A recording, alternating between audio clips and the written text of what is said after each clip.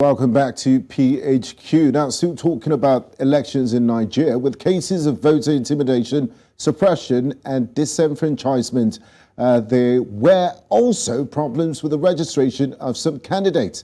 The candidate of the Youth Party for Eti-Osa won State Constituency, Tari Taylaur, did find her name on the ballot despite her party's recognition of a candidacy. Also, in the Surulere constituency of the state, Nigerian actor Olumide also did not find his name on the ballot and has blamed INEC for the omission. While candidates went round campaigning to the constituents and did groundwork before the elections, the question being asked is, why did INEC omit these names? Today, we have one of those affected people, Ms. Taylaur, as she reveals experience and what she's doing to argue a case. Our guest on PHQ today is Tari Taylaur, State House of Assembly candidate, a Youth Party, Eti-Osa 1, Lagos, Nigeria. Tari, thanks for joining us on PHQ. Benga. Good to be here. Happy to have you join us. Now let's start off with your journey into politics. What motivated you, and how did you find yourself in what people call the murky waters of politics, especially in this part of the world? So you see, I've always been in public service in one way or the other, you know. But in 2021, I actually ventured into politics, which is like, you know, that political space of being in a party and running, because I ran for office in July 2021 during the local government elections. Yes. I ran for councillor of my ward, Lekki Kate ward, which was quite an experience of it. So like I went in and I literally got thrown in on the deep end. So I had to just learn to swim and, you know, and come out. But it's an experience I cherish because, you know, after the elections were filled with all sorts of irregularities. It was the local government elections.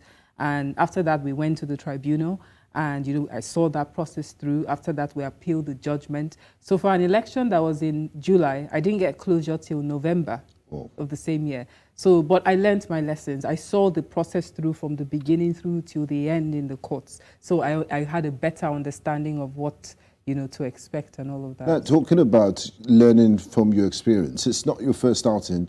As you rightly said, you contested for councillorship position in the past. But can you tell us about your experience in last Saturday's House of Assembly elections? How did it differ from the past? And what's your assessment of the entire process? Okay, so let me speak from specific to the general, my experience. So like you rightly said in the introduction, my party was excluded, the Youth Party. We were not on the ballot. It was a rude shock on the morning, but I'm happy we found out very early on the day because thanks to INEC, the ballot papers got to Lekki on time and all that. So places where my agents were, we could just confirm that. So I knew very early in the day that I was out of the race.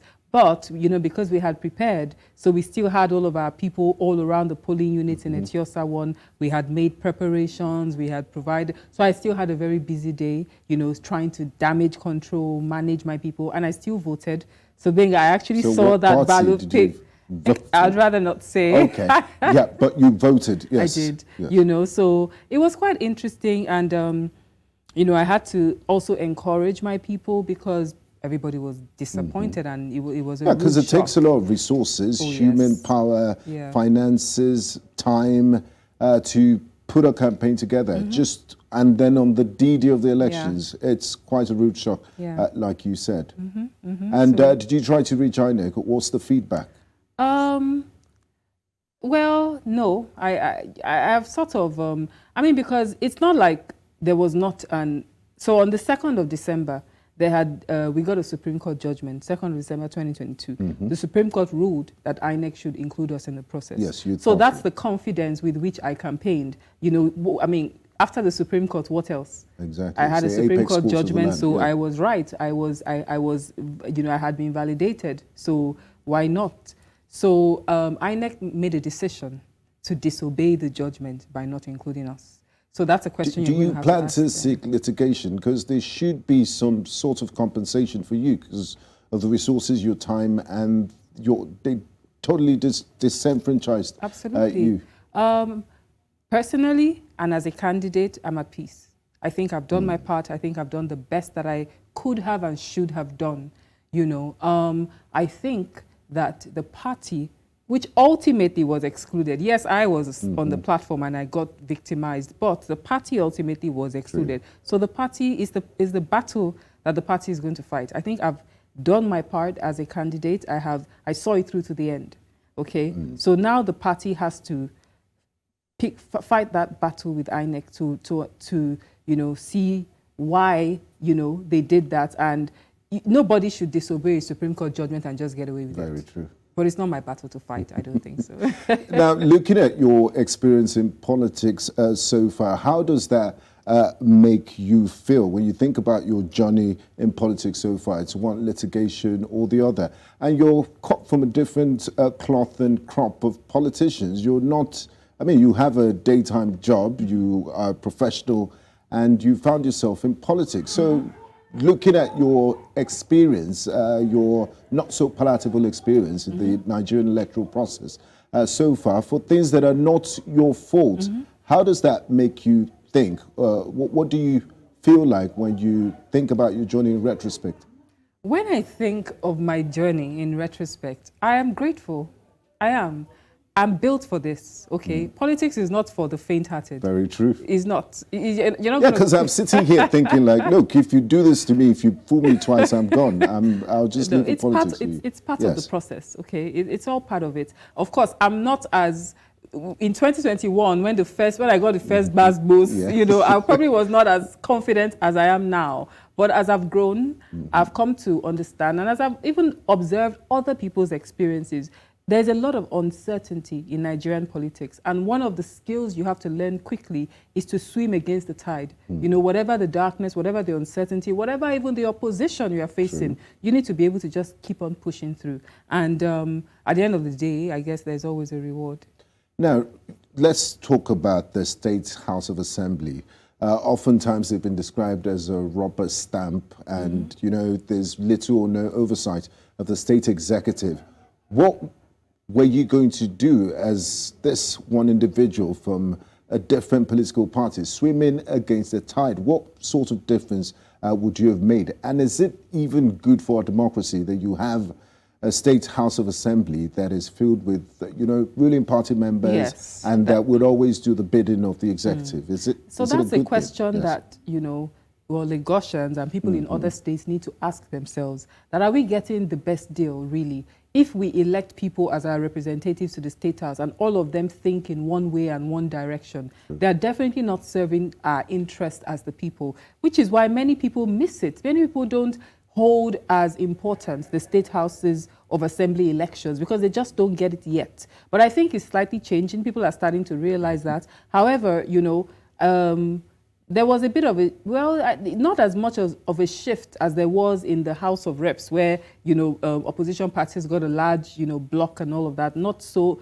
much in the State Houses of Assembly, but I think good enough. But you see, it's not, all this is not going to happen in one cycle. And, you know, we have to keep pushing and we have to keep understanding that a lot of the breakdowns and dysfunctions that we suffer as Nigerians in our local communities are a function of poor representation and the fact that nobody is pushing your interest in the House of Assembly where the laws are made. And I think a lot of us are too fixated on what is happening in Abuja. I don't get it. Little, you know, there are very few policies that are made in Abuja that will affect your life directly. Yes, they will, but there are levels they will go through. It's your local government, your assembly members that determine the quality of your life on a daily basis. So these other elective positions are equally important. Councillor, local government chairman, your state assembly rep, and perhaps your federal as well, Now, one thing that was very unique about this electioneering period is youth participation. It was at an all-time, and enthusiasm. You will be shocked to even think that a reality show is ongoing right now, and people were not interested. Yes. There were more. There's a lot of youth interest in politics, but a lot of them got disappointed. They say, you know, this is why we've not even been paying you guys attention in the first place, because of the system, the credibility of the system. And we work in a very low trust environment. So what do you say? And I like what you said, that, look, it's a marathon and not a sprint. You have to think long term. What message do you have to young Nigerians that have given up on the system and say it's always like your vote won't count as the same thing, the cabal, you know, the abracadabra and all of that? How do you encourage them to sustain this interest in politics? So everybody talks about the resilience of the Nigerian, and that resilience is expressed in everything that we do. Why are we so quick to give up when it comes to politics and governance, the major thing that affects our lives the most? So I was very proud, you know, during the elections, just watching the way young people were engaged. I mean, that is a dream come true. I am so proud of the way they took, I guess we all took ownership and, you know, tried to drive the process. Of course, this system, the corruption, the dysfunction of the system didn't start today. So why do we think that it's by our little participation that everything will just transform overnight? That's not going to happen. It's years and years of entrenched, deeply rooted culture of corruption. So now that we are engaged, now that we have been burnt by it, you know, we should now turn our pain into power. We now need to push for the reforms that we want, especially in the electoral process. And it shouldn't wait until the penultimate year before general election. No, from now. And, you know, it's not even just INEC. It's public institutions in general and even public officials. How do you elect somebody, send them off to represent you, and don't call or find out how they're doing? No sort of accountability whatsoever. And then you expect that these people will do a great job? Like, come on. So, you know, we now need to start waking up. In the next 4 years, we don't go back to sleep. We demand at every level for good governance. We demand that public institutions do what they are supposed to do. We demand that the rule of law at all times, no matter where it is, you know, it is being discussed, is upheld. No institution should disobey a Supreme Court judgment. I mean, are we playing?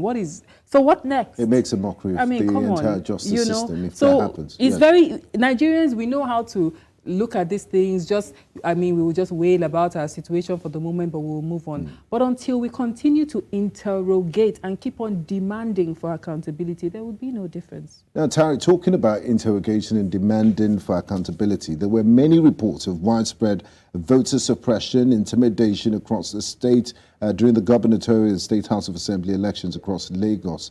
What was your first-hand account, and what do we need to do to improve our electioneering process? Okay. So, like I said, we were out of the race very early in the day, but I still had my agents around. Particularly in Lekki, the elections were relatively peaceful. The INEC materials came on time. But in places further down around the constituency, we did hear reports of some, you know, voter intimidation, you know, some, of course, lots of voter suppression, vote buying, you know, that seemed to be rampant, you know, across board. Even with the cash scarcity. Especially now, because people were more desperate for cash. And before the state elections, you know, central bank had directed that the old notes could be accepted. Yes. So there was cash available to go around, and people needed cash. So I think that at the end of the day, which was supposed to, you know, curb that, sort of ultimately even fueled it. You know, so that's something we also need to look at. Yes, it was counterproductive at the end of the day. Now let's talk about parties. You're a member of the Youth Party, and people argue that Nigerian political parties are just vehicles to get you to elective office, not a lot of not a lot of differences in their ideology. What's the future for you politically? Are you giving up? Are you throwing in the towel? And do you plan to remain with the Youth Party, or is something you'd like to keep close to your chest? Giving up, like that's not even possible. That's like, I'm here for the long haul, Benga. I'm here to stay. So, you know, I think I'm paying my dues, and I accept it. So, you know, we just keep moving, and we know that the doors will continue to open. We will continue to build trust. We will continue to deliver at whatever level we can. In terms of political party, I'm a builder. I like to build, you know, even wherever I find myself, whether it's in a startup party or whether it's in an established party, I always want to contribute to the building of it. So my options are open before me, and I'm not in a hurry. I'm not in a hurry. And we'll always be here to talk to you. Now let's look at INEC. INEC has been in the spotlight. They made a lot of promises. They said, you know, this seismic technological change would make a difference in Nigeria's elections. It would be an election that we've not seen before. Unfortunately, it looked like they overpromised and underdelivered. What's your assessment of INEC's performance in this general election? So what areas can they improve on? Well, INEC, I think, from my observation, and, you know, I listen a lot to especially just different accounts on the news in person and all that. From my observation, INEC as an institution has lost a lot of credibility. Nobody believes anything that comes from INEC again. We just think a lot more people think that it's all been gamed already and it's just a waste of everybody's time. And it's so sad. And that's very dangerous. Yes, it is very dangerous, because how do we build a democracy and the institution that is, you know, constitutionally assigned to manage elections, which produce leadership at every level, our perception of it is completely, you know, faulted. So is it a messaging problem, or is it... No, it's an experience. Yes. Everybody has had bad experiences with INEC, and the perception is very, very low, is very poor. So INEC, it needs two things: either a complete overhaul of all the corruption, all the old way of doing things, the culture of corruption that they have entrenched for so long. So we need a radical transformation of INEC. And I think that the Nigerian people need to even lead on this. We need to demand for it. Otherwise, we're never going to get it right. Absolutely not. It's a waste of time. Where's the problem? Yes. Is it a logistics, is it the personnel? Is it the way the appointments are done? I think it's a culture problem. INEC work? I think it's a culture problem. Yeah, but it's the same Nigerians you put there. It's the same Nigerians you put there. And then how aggressively are you enforcing a new way of thinking, a new way of doing things in INEC? How aggressively or how much fear of consequences do the officials have if they are corrupt? How many INEC officials have you heard of that got prosecuted for, you know, taking... Exactly.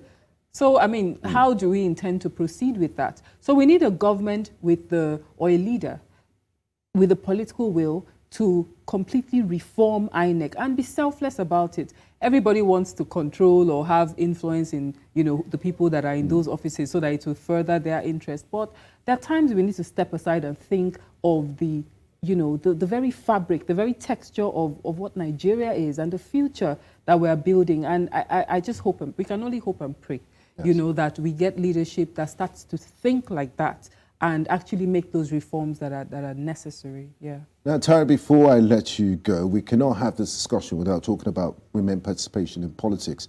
How have women fared in this electoral cycle? Are there more women in parliament and more executive positions, or we've reversed the gains of the past? And do you think there should be legislation that keeps a certain percentage of elective offices for women? Well, there is already in the federal and in the National Assembly. There's a 35% requirement for women. But how is it? How much is it? Exactly. You know, how many political parties are pushing forward women to represent them? But we had some good success stories. You know, there was Eti Kingibe in the FCT who, you know, defeated an incumbent who had been there for up to, 20 years. And, you know, just by, you know, it seemed in a fair process, you know, she emerged. And then we had the really young ladies that emerged in the Kwara House of Assembly and in Kogi and all that. So, you know, with success stories like that, it will inspire more women to say, you know what, I can do it and I can be successful at it. So by the next election cycles, I think we would, you know, keep progressively seeing this emergence of competent, and I always insist, it's not just about women, you know, competent women that we are sure will deliver. I would love to see them across board in office. It's been an absolute pleasure talking to you, Tari Taylaur, and I wish you all the best in your endeavours. Thank you. Okay, that is all we have today on that interview segment. But before we go, let me give you a little something to chew on after this time out.